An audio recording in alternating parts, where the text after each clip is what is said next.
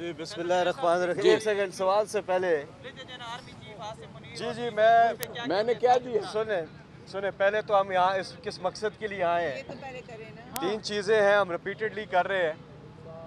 हमें इंसाफ, आज़म स्वाति साहब के साथ जो कुछ हुआ इंसाफ चाहिए, वरना ये जंगल का कानून पाकिस्तान कहीं आगे नहीं जा सकता, कुछ पाकिस्तान आगे नहीं बढ़ सकता।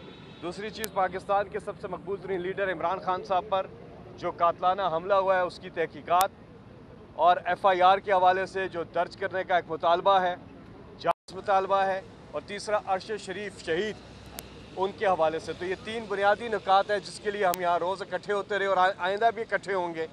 कल 25 तारीख़ है और परसों इमरान खान साहब 1 बजे रावलपिंडी में एक तारीख़ी इज्तिमा से ख़िताब करेंगे।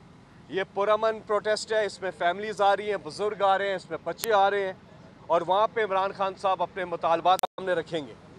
और हमारा मुतालबा बिल्कुल सिंपल है, और नई लीडरशिप के लिए भी ये सबसे पहला चैलेंज ये है कि पाकिस्तान में जो इस वक्त बहरान है इकॉनमी का, उसको ठीक करने के लिए, सही डायरेक्शन में लेके जाने के लिए, इन मसाइल को हल करने के लिए फ़ैसला जमहूर को दे दिया जाए और इलेक्शन की तारीख़ का तयन किया जाए, इलेक्शन की अनाउंसमेंट की जाए और पब्लिक को ये इख्तियार दिया जाए कि वो क्या फ़ैसला करते हैं। वो जो भी फ़ैसला करते हैं, साफ शफाफ हुकूमत, इलेक्शन से जो भी हुकूमत आती है वो सबको काबिल कबूल होगी। जिस रास्ते से ये आए और जो इन्होंने आकर किया है, अपने आप को रिलीफ और अवाम को तकलीफ़ दी है। एक NRO 1 हुआ था, बाद में जनरल मुशर्रफ ने NRO 1 के हवाले से अपने ख्यालात का इजहार किया था। उन्होंने कहा था मेरी ज़िंदगी की बड़ी गलती थी इनको NRO देना, हम वहाँ पे भी नहीं सीखे, और अब दोबारा इन्होंने आके जो NRO किया है उससे एक बार फिर असर पाकिस्तान के गरीब अवाम पे पड़ा है, और मतवसत तबका इस वक्त बिल्कुल बुरे हालात हैं गरीब के और मतवसत तबके के।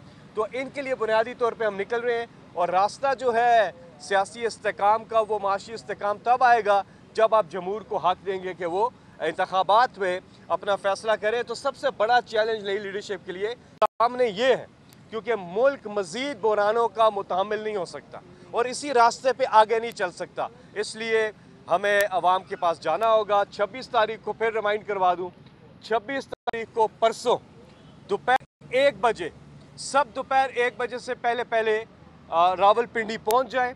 इमरान खान साहब 1 बजे खिताब कर रहे हैं और भरपूर हम दावत देते हैं शिरकत की फैमिलीज़ को बिलखसूस, क्योंकि हमारी इस लॉन्ग मार्च में जब लिबर्टी से ये शुरू हुआ तो हमने देखा रिकॉर्ड तादाद में फैमिलीज़ ने शिरकत की है, और कौम का जो जज्बा पाकिस्तान बनाने की तहरीक में कायद आज़म के साथ था, आज पाकिस्तान बचाने की तहरीक में इमरान खान के साथ है। इंशाल्लाह 26 को हकीकी आज़ादी मार्च जो है वो कामयाब होगा, इंशाल्लाह कामयाब होगा।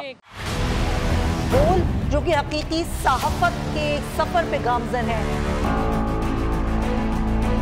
बोल ने बता दिया है कि किसी किस्म का कोई दबाव बर्दाश्त नहीं किया जाएगा।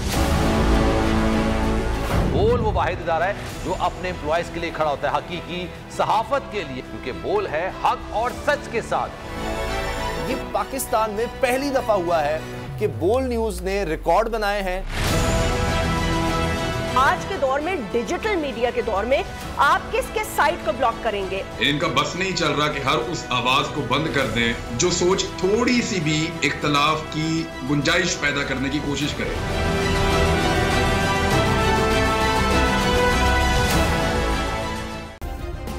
सब्सक्राइब करें और बेल दबाएं ताकि कोई खबर रह न जाए।